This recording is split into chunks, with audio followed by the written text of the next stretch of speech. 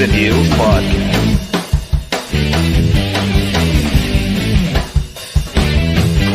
One handsome devil.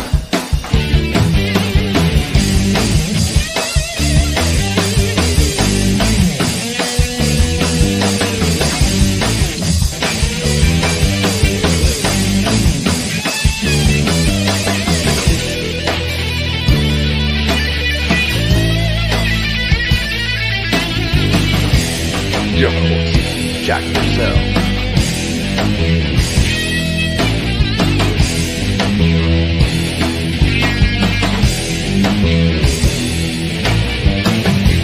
Scissor me, daddy ass.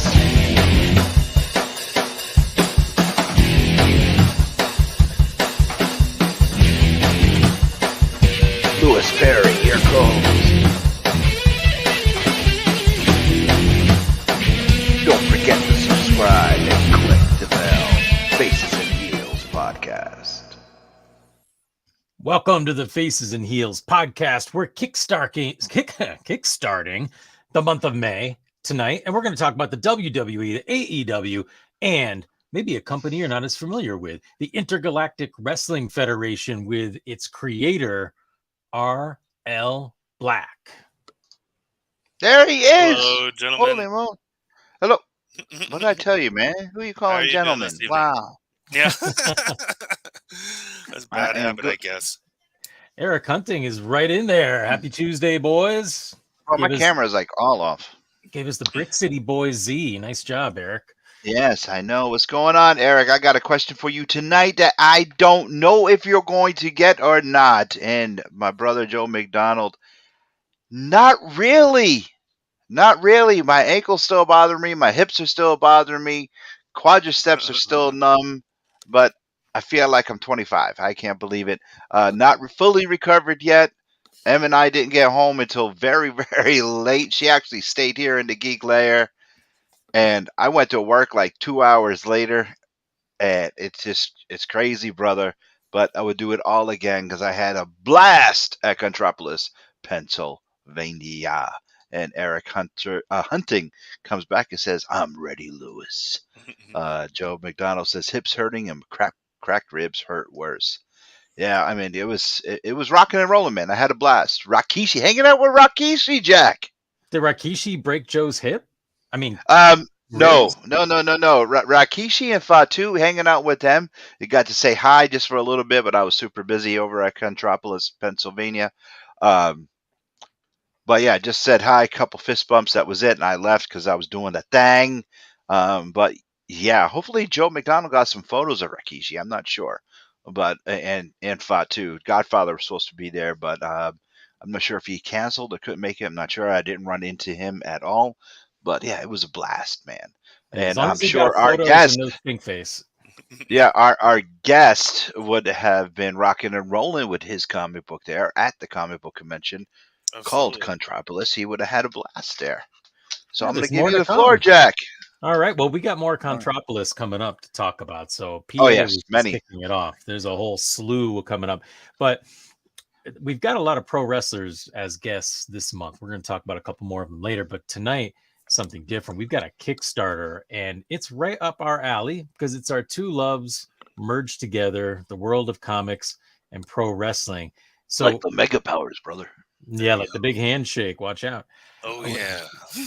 We should have worn red and I yellow did that, tonight. actually. Who did I do that with?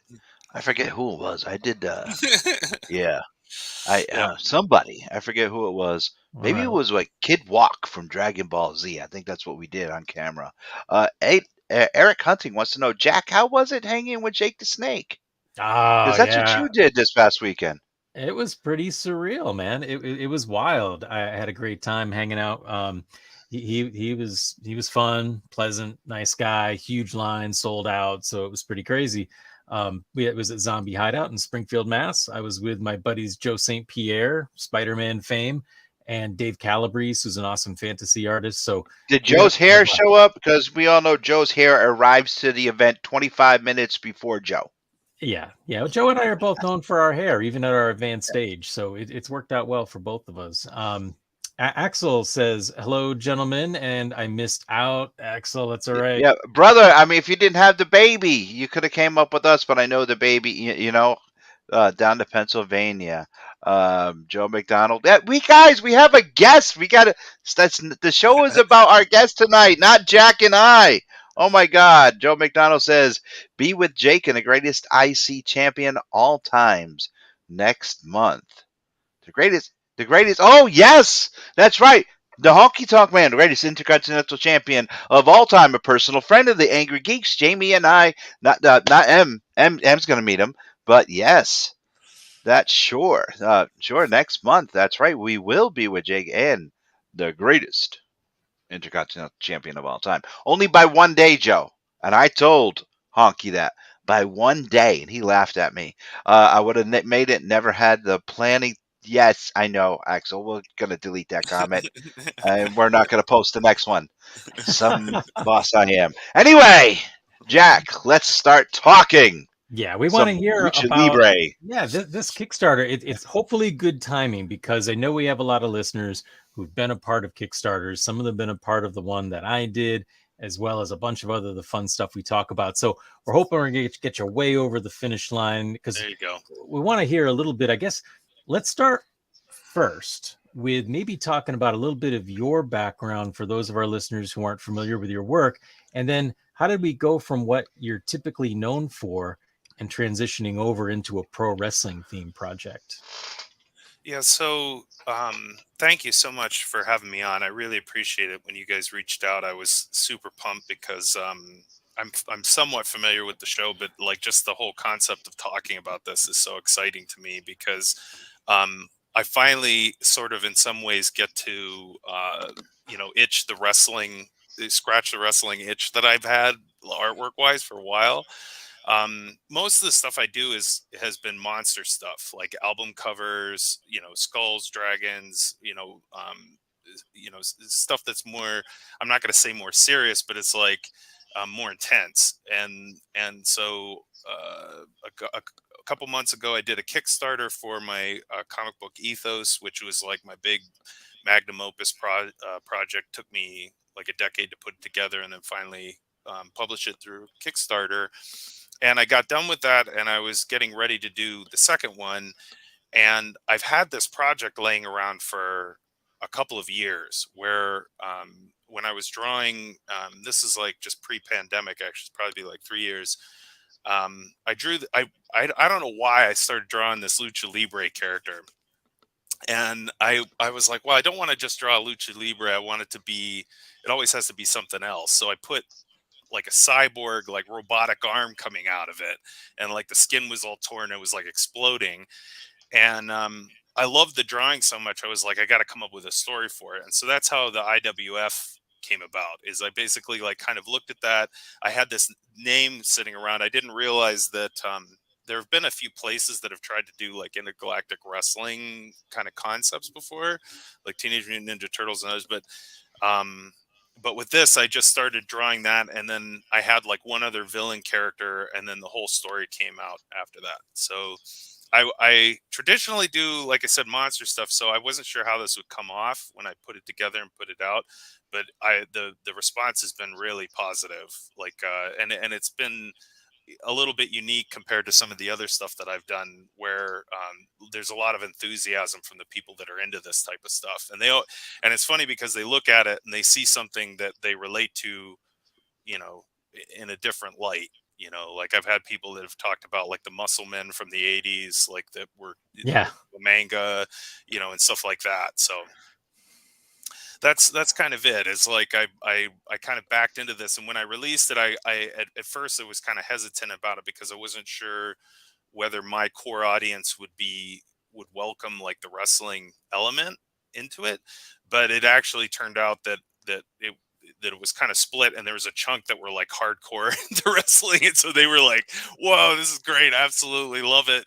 So and wrestling's kind of, in some ways making, I don't want to say making a comeback, but it's like it's pivoting and things are changing. So, there's a lot of different interests in it. So that's kind of When where I first, I'm sorry. Go ahead. Go go ahead. ahead. Go ahead.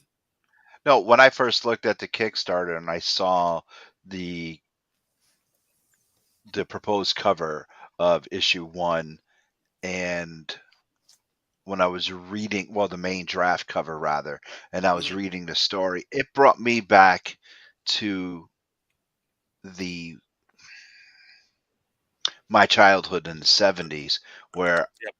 I was able to actually watch the Mil Mascaras movies because he had his own movies and they were filtered in. I had no idea what they were saying because they were all in Spanish, but it was cool as shit. And that's what I was getting at by watching this. So that's what it brought back to me. And it's something else. So it caught my attention right Yeah. there. We do have a quick question, Eric. Eric asks if you have always been a wrestling fan. Yeah, so I I've been a wrestling fan for a long time. I became less of a wrestling fan when I became a dad about 12 years ago, and that's mostly because just didn't have the time to watch it. You know, like I was running around like a crazy man taking care of stuff. But like I went to I'm in Pennsylvania, so I went to the Erie Civic Center and saw Hulk Hogan wrestle Iron Sheik, and I watched Saturday morning wrestling and watched the wrestling cartoons, and then even into the 90s and the early 2000s. And we would have when Monday Night Raw started, we would all get Monday Night Raw. That was it. Everybody came over to the house, we all hung out together, and then we would watch that. And everybody would have their favorites. So there are definitely people that are harder core wrestling fans than me, but I like, as a person who I've watched it regularly most of my life. So this is meant to be kind of an homage to that. A huge amount of the inspiration is it's really funny in the with the emergence of social media. It's kind of reconnected me to that fandom that I had as a young person. So like I have the Ric Flair, or out of context Ric Flair Instagram, like favorited in my profile. So every single day I get at least 20 Ric Flair videos like lined up, and then I just ingest that, and then I'm ready for anything, like, and it's funny because like some people watch like motivational stuff, like they'll have like, oh, I'm listening to Tony Robbins and I feel so relaxed and I'm ready to work, and I feel positive. Like I listen to Ric Flair and I'm like, all right, I'm ready to take on anything. Like, so that's how I motivate myself to do some of this stuff, honestly, is like just being such a fan of the just over the top, like intense perspective on things. Um and so like that's built into the comic. Like, so I literally sat and while I was scripting the book, I sat and watched. And granted, I'm focusing a lot more on like 80s and 90s time frames, but like the like the reels where it's almost like the Ultimate Warrior's on acid, and he's just like going, or Hulk Hogan and them, they're going completely off the rails and you have absolutely no idea what the hell's going on. Um that's yeah, that because that's built into the story. So there's the characters are arguing with each other, they're threatening each other, and that's before any of the action actually starts. So yeah, I guess that summarizes. I would say that I'm a decent wrestling fan. Okay, Okay, cool. nice. Can I want to say a quick shout out to Steven, who is Rhode Island's Peter Griffin. And right now he is like a newborn wrestling fan and actually had an altercation with Solo during Monday Night Raw when it was live in Rhode Island. WWE was gracious enough to give Steven front row tickets. He was treated like a celebrity because he is like he's Peter Griffin in the flesh. He was sitting front row, and he kind of had an altercation with Solo, and he actually showed Rikishi the video. If I can get my hands on the video, Steven, if you can send me that video, I would love to show. If Jack gives me permission, show it on this. It is hilarious, and in full Peter Griffin cosplay with the voice and all, they were actually going at it. It is funny, but I wanted to give Steve a big shout out. Awesome. All right. So we should probably talk a little bit about the specifics of the actual Kickstarter, because those of our listeners who aren't familiar, Kickstarter generally, one of these campaigns will run for about 30 days. And I believe you've got 8 days left, so there's still time to get involved in this. But if you go onto Kickstarter, like I said, you got a little more than a week, and RL is super close to the finish line. But like any of us who do Kickstarters, we certainly want to go sprinting past that finish line and get as far as you can. So check this out. IWF, Intergalactic Wrestling Federation #1. Got this really cool image here. It's a project we love from Kickstarter, which is always awesome to have when you're doing a campaign. And look at this cool artwork. It's like Terminator meets Lucha Libre. Yeah. And we're scrolling down. Really well designed page, got that nice retro feel to it. Yeah, I guess I should I didn't really focus on that. Most of the stuff that I do is retro style artwork. So there's a lot done to kind of emulate like the comics of the 70s, 60s, 50s um in a modern sense. So you when you get one of my books, the pages look buffed up, like everything looks distressed. There's like the color the color setup is made to look like an old printed book from the 50s, 60s, and 70s with the dot matrix on it, where it has the um the almost like the zip tone color feel to it. Yeah, little So Ben-Day dots. yeah, the Ben-Day dots. Yeah. Yeah, nice. And I love the way the pages look stained. It's like off Yeah. color, so the pages Yeah. don't look nice and clean and white. It has that real feeling like you're holding that 70s or 80s comic. Yeah, I mean the idea is like you pick the comic book up like you found it in your uncle's attic, like in a desk I or am, something. excuse me, I am digging the watermarks. I don't know if people can see the mouse moving on the screen. I am not sure. But if you look at the bottom, it's not going to be enough, though. The pages do look like they have watermarks on the bottom of it, or like Mhm. coffee or soda stains.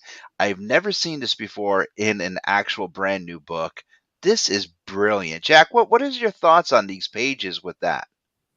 I think they're super fun. I love the technique. From a technical standpoint, we'll talk about how some of this is done. I'm curious, but yeah, I mean, really well crafted. The text and everything. It looks like something that Kevin O'Neill would have done. Mhm. Mhm. Who was of course lettering so many of the books back then.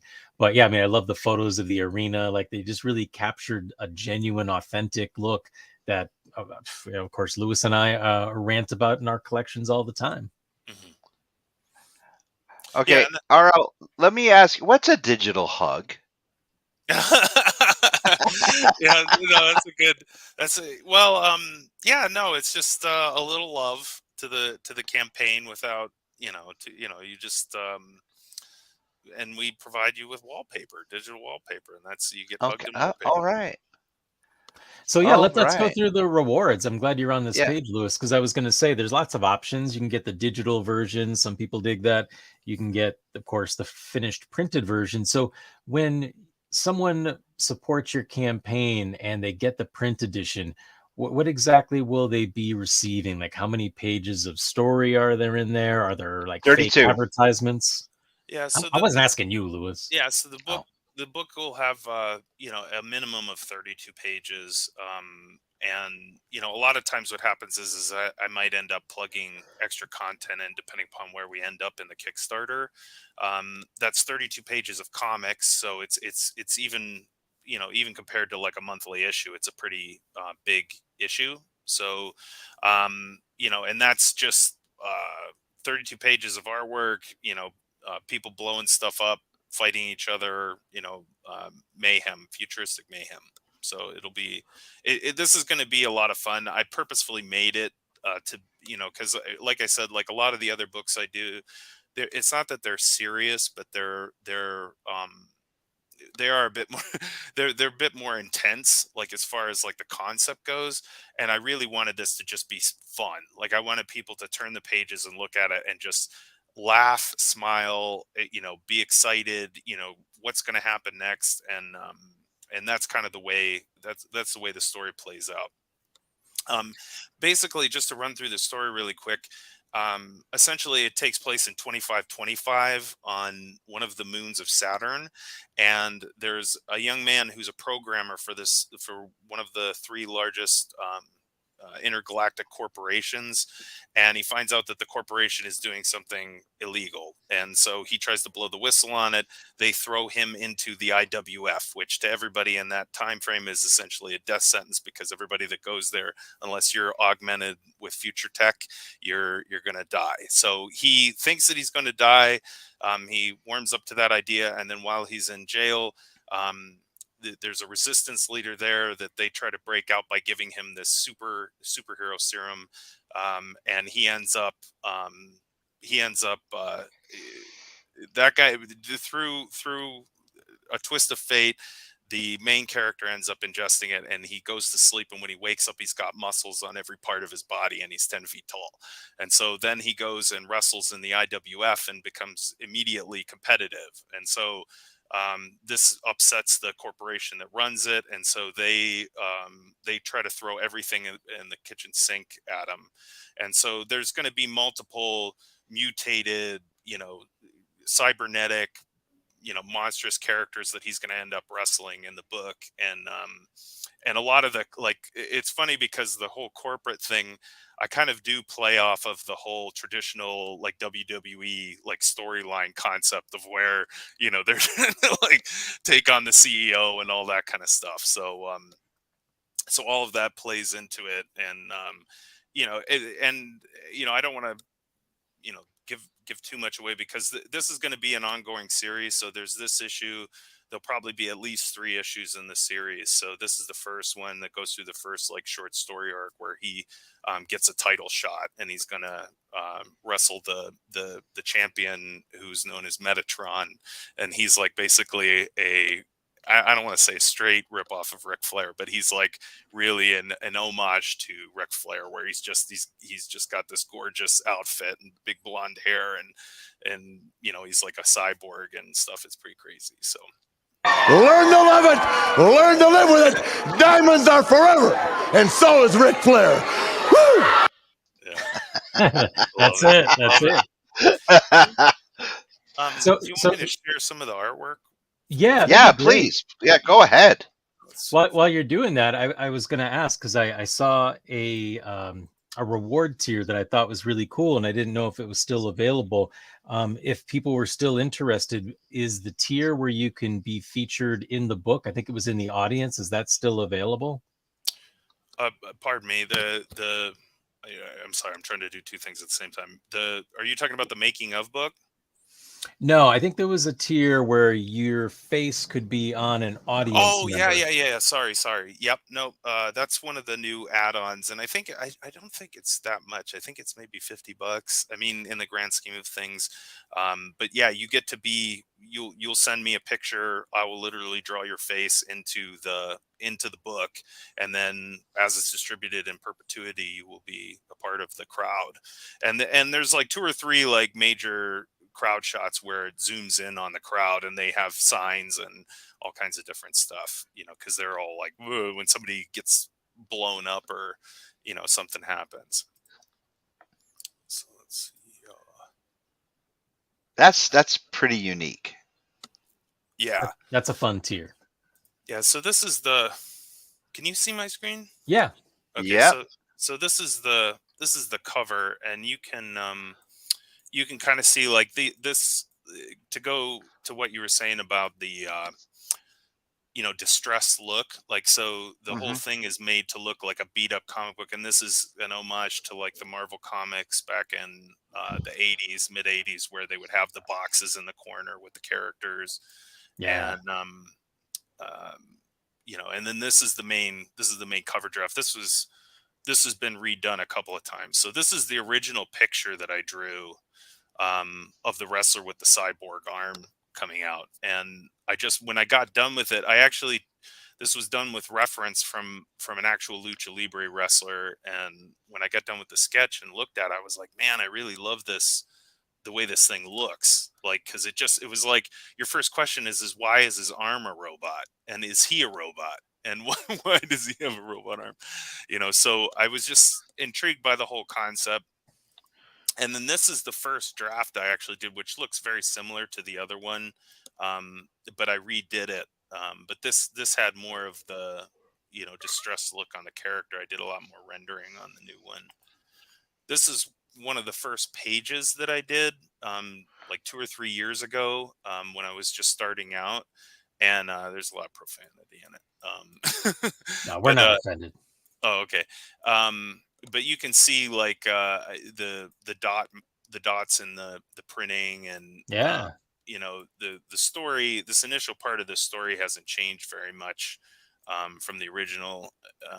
The Pontiac Silverdome. Go, Yeah. look at you, WrestleMania 3. That's awesome. Yeah, So that's the it. whole thing, so the main part of the story takes place in the new Pontiac Silverdome, which is in New Detroit, which is on the moon and Saturn, and they basically rebuild the Pontiac Silverdome there because obviously it doesn't exist anymore. But Do you do and all the coloring as well as the yeah, rendering? yeah. So I actually have a couple of friends that are in the industry. One of them is a colorist for DC, and I've spent a lot of time sending stuff to him and asking him questions. And I just got to the point where, like, kind of for what I'm doing, like to do this type of stuff, I really had to do everything myself, at least initially. So yeah, so I do, I write the thing, draw it, and then color it digitally, and then So you're I'll the total package. absolutely. So this is the new series, and you can see, like you said, the like like there's a paper texture, there's a texture for the like coffee stains and stuff. And then I buff up the inks really bad too. Like you can kind of see, I don't know if you can how well you can see it on your screen, but like the ink isn't 100%. It's all deteriorated, and Yeah. that's kind of purposeful, so it looks like an old comic book. Yeah, I'm definitely digging that. Yeah, and so this is the other thing that everybody keeps commenting on. So I spent a pretty good amount of time trying to kind of emulate or do an homage to the old WWF logo, and because I love it, I really love that logo and the way it looks, and I've been doing a lot of chrome type logo treatments because everybody's into retro wave now, and so once I put that together, I was like, oh man, anybody who sees that out of the corner of their eye is going to be like, oh wait, that's the WWF logo, but it's not. It's the IWF. So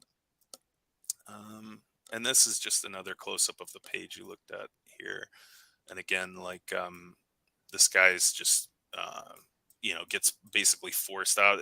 This is very much an homage to the Running Man movie with Arnold Schwarzenegger. Yeah. There's definitely like elements of that are kind of put into it, where he's essentially forced to compete with the people in the ring. And I've taken and digitized and mixed a bunch of different photos together, and to try to create like this somewhat realistic kind of like feeling that you're in the stadium with these people. And like these are some of the frames that you would get into where someone's face would get swapped out,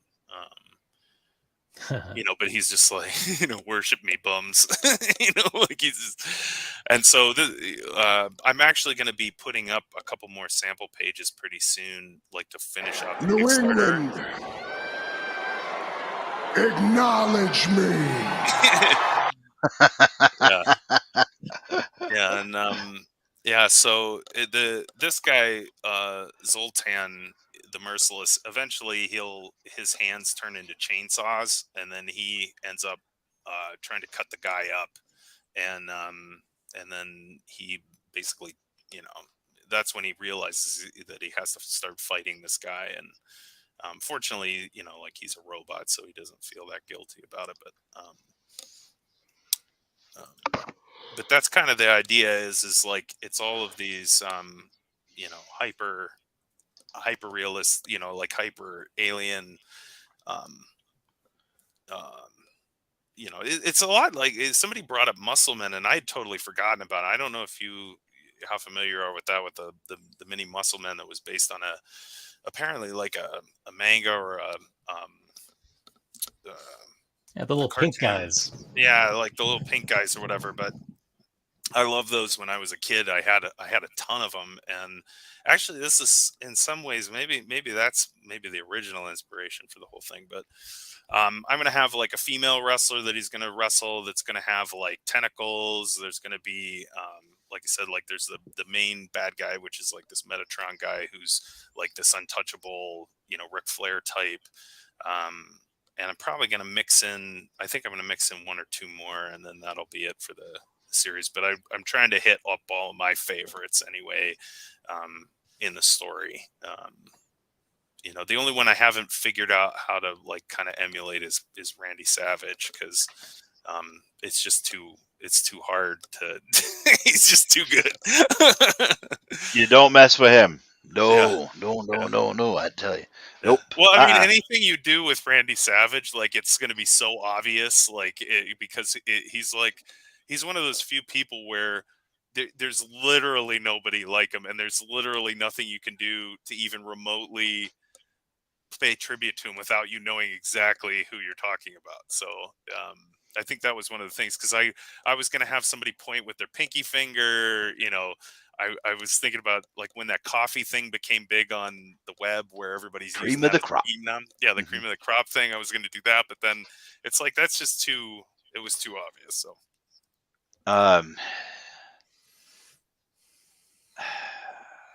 I wish I can help you out, but everything about Randy Savage is out there right now. It's like his popularity is bigger than ever. it's crazy. It's crazy. Him and Ric Flair, I see them everywhere, like in memes, like I mean, the internet loves them. I mean, which is not surprising because there were two massive personalities, you know, and that's social media is all about that. But And Hulk Hogan can't control that. yeah, no, absolutely, absolutely. I mean, it's funny. I see some Hulk Hogan stuff, but it's nothing like. I mean, they're so intense. I mean, so utterly like intense beyond anything, you know. And like you'd think that Ultimate Warrior would be mixed in there, but he was too out there. Like none of his stuff was really even like, even when you saw his you know, when he do his bits, like they were like, I mean, he would talk about aliens and stuff, you know, and like, whereas like with Ric Flair, when he's doing the whole Mercedes Benz, you know, my shoes cost more than your house, like, you know, I mean, that stuff, you can do that all day long on social media, man. That's just amazing. Eric Hunting says that the logo looks like the old WBF logo. Are you familiar with the WBF? Yeah, I mean, I think that you could say it looks like quite a couple of different things, just because everybody was doing like those chrome kind of like reflective logos at that time. But yeah, no, Well, I don't think that's a bad. No, it's not, because it's still owned by Titan Sports. WBF was the World Building Federation, owned by Vince McMahon. It was the same, basically the same logo. Yeah. Yeah. Jay Kennedy stopping in saying hi. Why don't you say hi to your buddy Jay? Kennedy? Jay Kennedy was hanging out with you and in Philly. Yeah. You guys were all in Philly except for me. Yeah, we were all in Philly except for you, Jack, you loser. Yeah. I was in NA instead of PA. Yes. Yeah, so now you have how many more days for this Kickstarter to come on? You have exactly 8 days to go. You have 54 backers. All right, and you are right now at $1,085, and you need 1,100. Yeah, there's 15 more. Yeah, so wow. I mean, the way that I look at it is like, if I feel like this is going to get backed, and we're going to move forward pretty well. That's exciting, because I really want to continue this and do a second issue like in the next 6 months. So like, if this works out well, the Kickstarter works out well, then we'll do like the second, third, and fourth issue, and just have it a part of the like Vantage Comics line that we're putting out. Do you have Now, any were you stretch goals or anything that you're doing to try to kind of encourage people to get in there in the last week?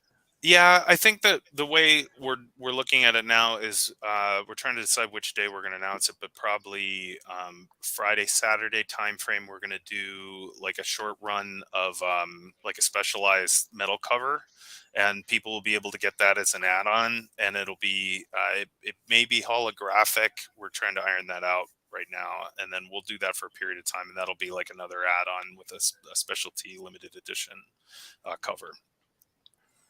You know, well? and the thing is too is like the way we're looking at it is if this is successful, when we do the second one, we'll get other artists to come in and do alternate covers and that whole business to do more collectors type stuff. Yeah. This just in, and we'll air it. We're gonna air it next week. Steven sent over the video of Solo and the true to life Peter Griffin. We're going to air that next week. So Steven just said, so stay tuned. Next week, we're going to show that video. If you have not seen it on the social medias, next week, you will see it right here on Faces and Heels live stream. Not Angry Geeks, but Faces and Heels. So we want to thank Steven for that. Follow him on social media, by the way. You get a kick out of it. Not the other guy, this guy, the true to life, giddy, the true to life Peter Griffin. He is hilarious, personal friend of mine. You guys, if you like the Family Guy, you're gonna like Steve. So go check him out. Rhode Island's very own Peter Griffin. So tell us a little bit about your favorite comic book artist, because we've been talking about wrestling. Got a lot of big names out there. How about where do you derive some of your inspiration as an artist for your sequential art, your illustration work? It's kind of funny because I think you can see it in the comics. Like I grew up reading them in the 80s and 90s, so naturally, like that time frame is like ideal for me. So I try to do that a little bit, but the goal is again to bring it into a little bit of a modern feel too. So right now, I mean, just generally speaking, probably my biggest the comic artist that I like the most is Mike Mignola, but that isn't really what I do. Like he has a like the kind of monoline or um style. Like I mean, so like Jack Kirby, John Buscema, like the kind of all of the staples of that time frame in the 60s, 70s, 80s. And then several artists that I couldn't even name. Like there's runs on Captain America that I'm a huge fan of. There's several Hulk artists from that time frame that I'm a big fan of. But that's really where that's really like what my artistic influence comes from. Now, these days, I mean, mostly I'm just a junkie for like Instagram and social media. So there's a ton of like artists on there that are doing like really kind of progressive, forward-thinking things, and I'm trying to dabble in that and bring that into what I'm doing with the classic comic stuff, because I don't want anybody to like look at the books and just see Jack Kirby, like or just see like because I see that all the time where people just literally they just ape that style, which if that's what makes them happy, great, but I wanted to do something that was a little bit out there from that. So yeah, I mean, have you looked at any of the more current comics that feature pro wrestling? Like, I don't know if you read Do a Powerbomb, but that's one of my favorites from last year. Yeah, no, I'll have to check that out. I mean, I haven't like, it's funny because I'm just getting back into wrestling now, really. And so I definitely would check that type of stuff out. I'm trying to think of what wrestling, like the newest wrestling content that I've watched or read, comic book wise. And I can't think of it because I ingest far too much of it. Yeah. Yeah, I don't know. I like honestly, I guess another big influence would be The Walking Dead, like, just because a lot of the, like vampire monster stuff that I do, those types of influences are really big on me. And that's my thing with doing this book is like, I really wanted it to be a departure, and that's why it is like, so, in some ways I'm kind of, I'm trying to push myself to do stuff that's a little bit different because when I was younger, I used to draw a ton of muscle bound people. Like that was like, when you're growing up, I mean, you kind of, especially if you're reading like, the Hulk comic books and stuff like that, or, watching the old WWF cartoons and stuff like that. So I haven't done that in a long time. Most of my stuff is just like I said, like monsters and stuff. So with this, I mean, like I had to pull up like tons of bodybuilding pictures. I have like an entire folder of like lucha libre reference so that I can get like the look of somebody doing like a backflip, or a somersault in midair, like get the angles of the bodies proper, because it's such a unique, you don't draw that, like most people, they draw somebody there's like sitting in a chair, or how often do you draw somebody flying over a rope, going to like clothesline somebody. So that's part of the reason I did it too, is to kind of like push that artistic element where you're drawing the body in an entirely different fashion than you would normally. Who is your favorite reference for lucha libre? Oh gosh, Who is your favorite luchador to use as a reference? I literally went through 2 or 3 YouTube videos and then just took screen captures of it, so I can't even say which one specifically I would reference as a specific character, because there's so many of them. Okay. Most of the stuff that I used for like the initial drawings is all like 40 years old. So like, because again, I was trying to like kind of emulate a time frame, from the 70s, 80s. So, or even before that. So, and I don't know any of their names, to be honest. Like not any. All right, so that would have been Mil Mascaras, Phantasmo, the Invaders, some of the Japanese, Cybernico, Tiger Mask. It could have been any of those. Super Spider. It could have been Super Destroyer, the Mass Superstar. It could have been any of those that you were looking at. I'm just interested in finding out who they. Whoa! It Hey, is your now guys hit that. They time. kind of stepped on you. You guys got to be careful there, Lewis. Yes, I Well, know. It is now time for Old School Trivia, brought to you by Alternate Universe LLC in New Haven and Milford. Make sure you stop by, see Eric and the boys, especially tomorrow, where it's New Comic Book Day every Wednesday. Yeah. Make sure you stop in and tell them that you heard about them on Faces and Heels and on the Angry Geek Show. Make sure you let them know that, yes, they are Angry Geeks approved. Just get yourself a pull list, a sub, or whatever you want, and sign up for. And Jack, are you ready for Old School Trivia? I'm a little scared, but I'm ready. RL, are you ready for Old School Trivia? I'm very scared, so we'll All see right. how it goes.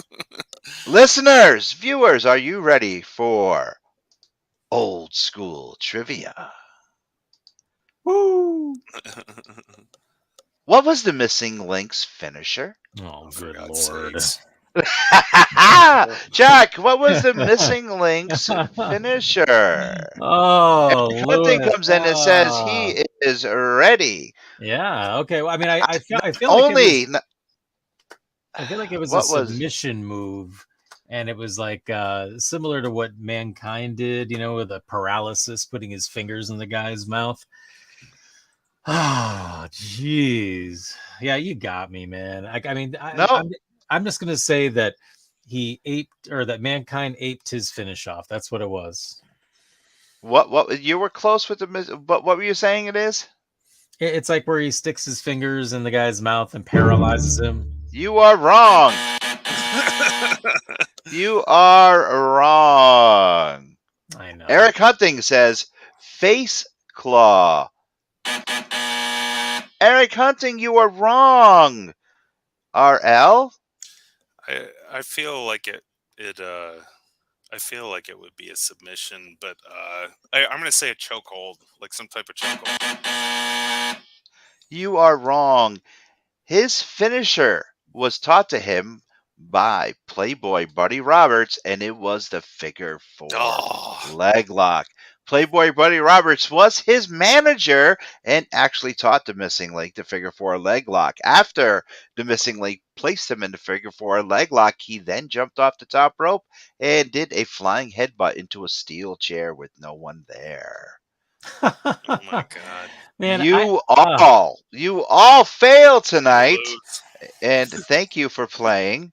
And Jack, next week, I'll give you some love. Yes. We'll see what happens next week. Thank you for playing. And once again, I want to thank our show's sponsor, Alternate Universe New Haven, and in Milford and New Haven. Make sure you stop in and see Eric and the guys.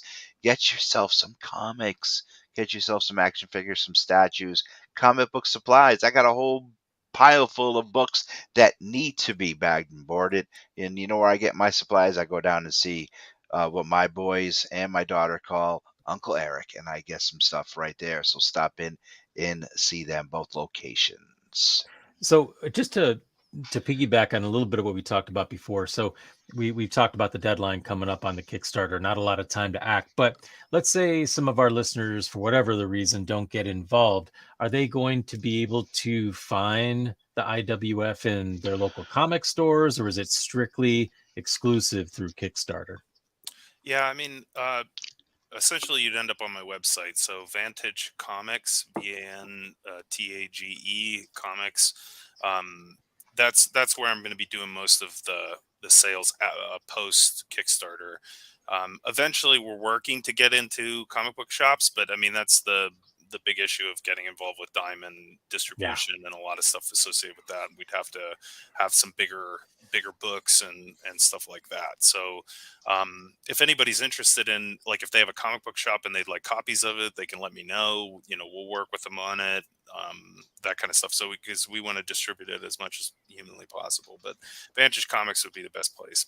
Do you guys have a tier for retailers on your Kickstarter? Not on the Kickstarter, mostly because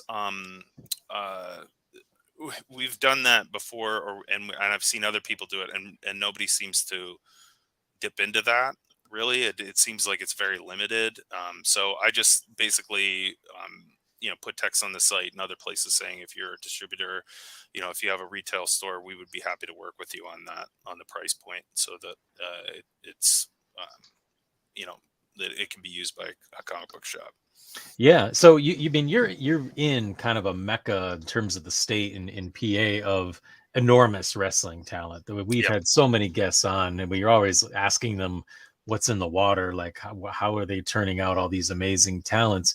Are you going to be attending any conventions in PA or anywhere that some of our listeners can find you at? Do you have a schedule of appearances, whether it's conventions or stores, coming up? Yeah, we're going to be putting that out probably after this Kickstarter is done, just because we wanted to make sure that it was completed and everything was functional. But we're going to try to be in the Philly Comic-Con, which is the fan expo. I think that's later in the year, and then you should have went to Contropolis, PA. We were just there this past weekend.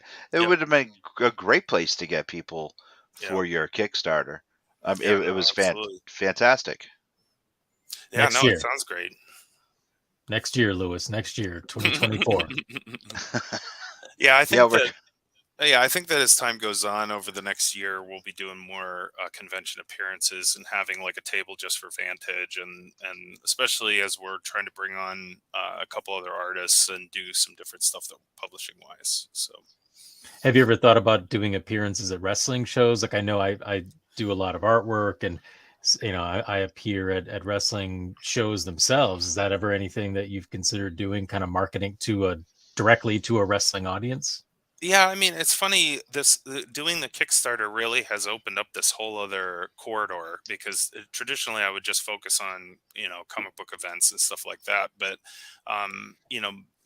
much like, even much like the comic book audience itself, the wrestling audience is its own kind of beast. And so you can, mine those channels and get involved with those folks. I mean, I have like 3 or 4 friends that are hardcore wrestling fans. I mean, if they knew I was on this show, they would kill me. Like, they would laugh, just because they would be like, you're not a fan. You're not a real fan. Like, I mean, they're like hardcore into it. And so when they found out I was doing this Kickstarter, they were instantly interested in supporting it, finding out where to get the stuff, like, telling me places that I should take it, that kind of thing. So I think that as this Kickstarter develops, that's something that we're going to mine a little bit more, is the audience associated with it. Yeah, right. I mean, it just seems like we always talk about this, how it feels like there's so many parallels between the two worlds, and there is a lot of kind of merging of those two audiences often. So, I Yep. mean, it seems like you're in a great area for that. I mean, Philly's always been a really great city for comics. I mean, Pittsburgh, I used to do the Steel City Comic Con, and I think was it Wizard Philly that I used to do that show. Super cool, knowledgeable fans out there. It was a real pleasure to get to know people out there.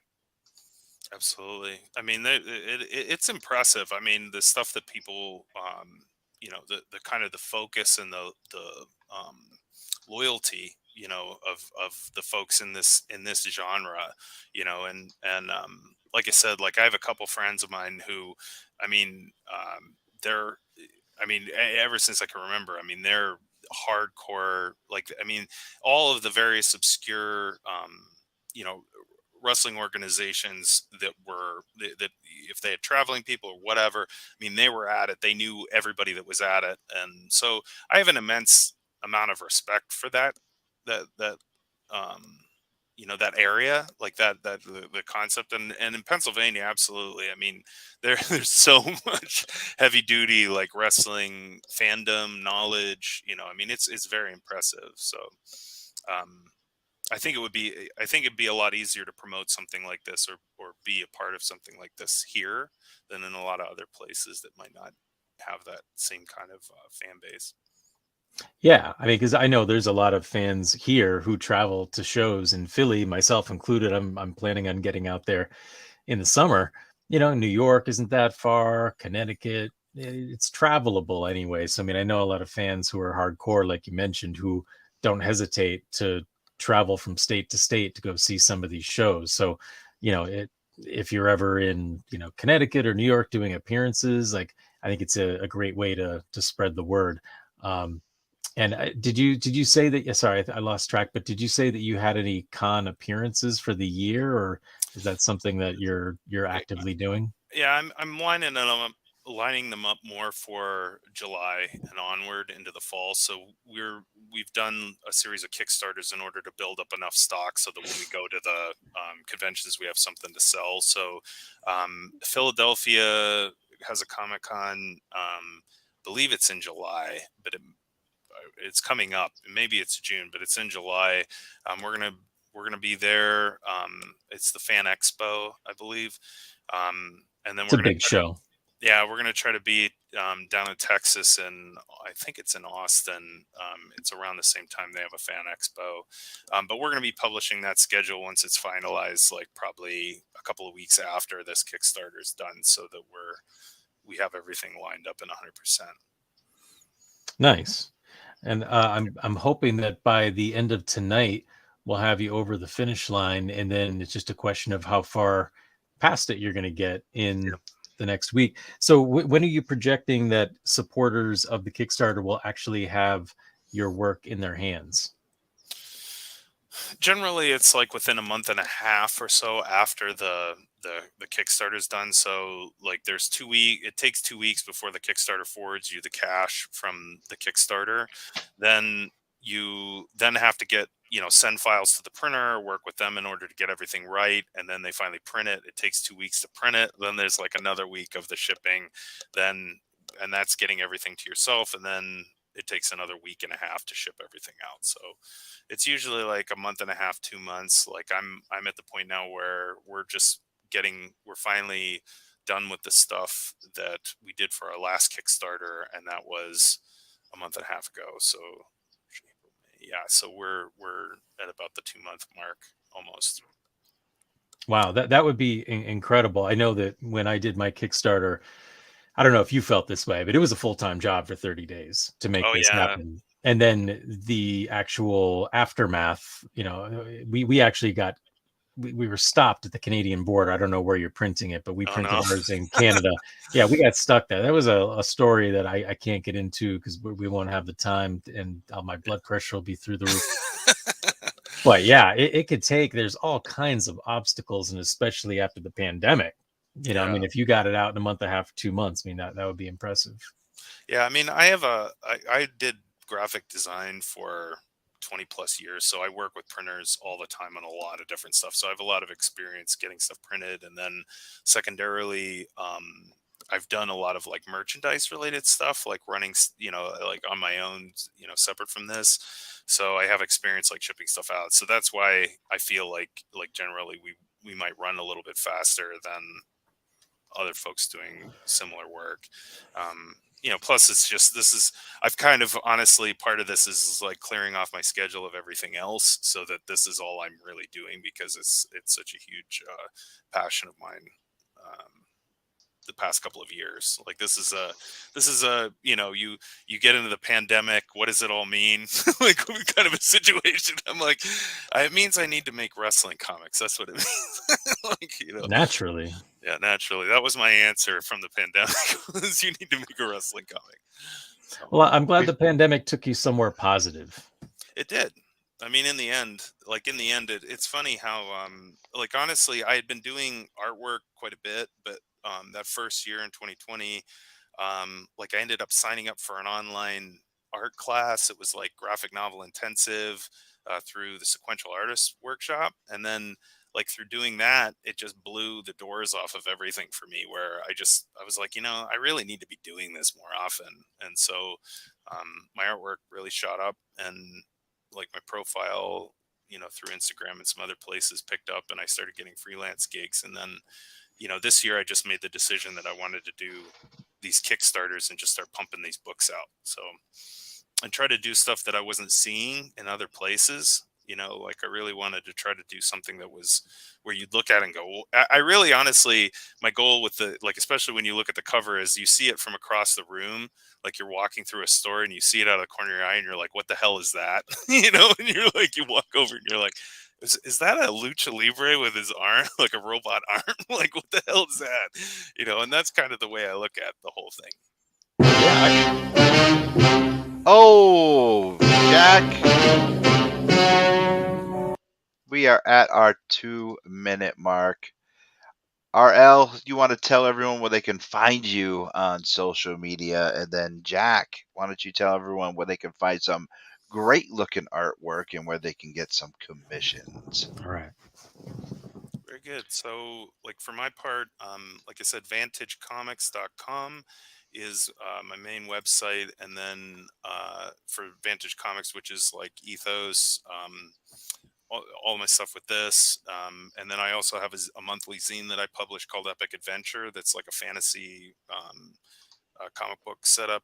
And then rlblack.inc is my personal artist website. So you can go there to get you can get the same stuff there, but I publish more of my artwork, and there's samples of stuff from movies that I've done and stuff like that. Nice. Awesome. Yep. Well, we're looking forward to keeping our eye on your Kickstarter and seeing what happens. I think it's pretty clear you're going to make the goal. So that's awesome. And we appreciate you being with us tonight. So thank you for taking the time, and hopefully you'll see some of our supporters getting familiar with your work. But in following your promotion of your social media, the same holds true for me. I will be doing a couple appearances. We'll talk more about that next week.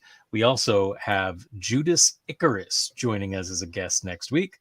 And the following week, we have Griffin McCoy, who blew me away at Pro Wrestling Grind. And I was begging him to come on here. I just thought he was so amazing. So those guys are going to be following this month. So we got a full May for all the listeners and viewers. But you can find me at Jack Purcell Inc. INK on Instagram and Facebook. If you're looking for commissions, the list is open. I do have some new trading cards that are going to debut at Pro Wrestling Grind at the end of the month, as we're going to be working towards crowning a new champion over there. So that'll be exciting.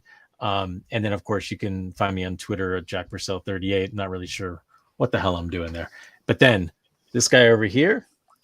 You can find me each and every Tuesday night when my brother from another mother, the one and only ink slinging Jack Purcell. Hey, I'm still tired.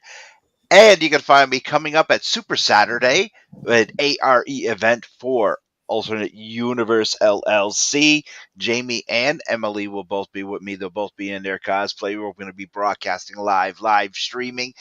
And you can find me on the Angry Geek Show every Monday night as I live stream with Jamie and Emily. You can find both the shows on the Angry Geek Show network website where you can find Faces and Heels. You can find Angry Geeks. You can find us all on Pod TV. You can find us all on your local public access TV shows. But most of all, Monday nights, you can find me right here.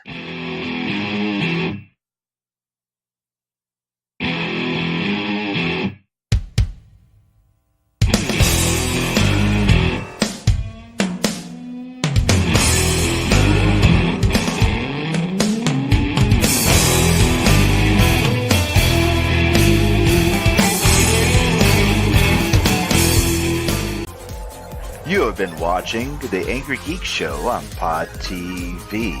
Visit our website today. And for guest bookings, email us at theangrygeekshow@gmail.com today.